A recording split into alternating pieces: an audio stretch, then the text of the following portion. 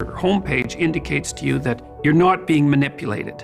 And they sort of broadcast to you the idea that this was a clean, simple, reliable, honest interface, and that the company that produced it wasn't overtly nefarious in its operations. So there were no ads on the front page, for example, which was a big deal. And so everybody in that initial phase of excitement, of course, was more concerned about exploring the possibilities of the technology than concerned about the potential costs of the technology. It was always kind of a generous thing. We're going to give you these great tools.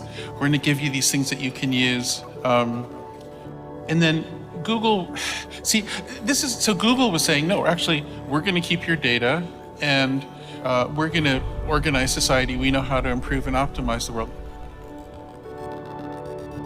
There were a couple trends, I think, led Google off of its path of being the place that just matched people with the best information on the web and led them off into the internet.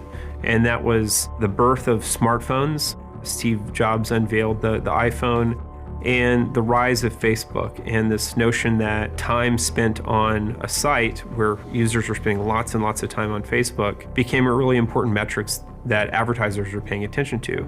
And so Google's response was basically to deviate from that original ethos and becoming a place where they were trying to keep people on Google.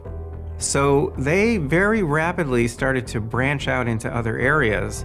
They were getting a lot of information from people using the search engine, but if people went directly to a website, uh-oh, that's bad, because now Google doesn't know that. So they developed a browser, which is now the most widely used browser in the world, Chrome. By getting people to use Chrome, they were able now to collect information about every single website you visited, whether or not you were using their search engine. But of course, even that's not enough, right? Because people do a lot of things now on their mobile devices, on their computers. Without using their browser, you want to know what people are doing even when they're not online. So Google developed an operating system, which is called Android, which on mobile devices is the dominant operating system. And Android records what we're doing even when we are not online.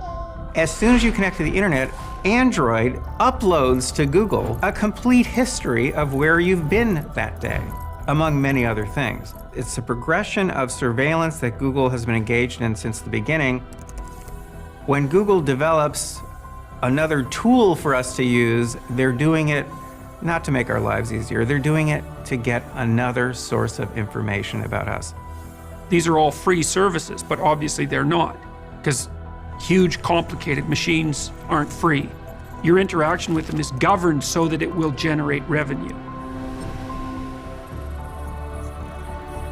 And that's what Google Docs is, and that's what Google Maps is, and literally now more than 100 different platforms that Google controls.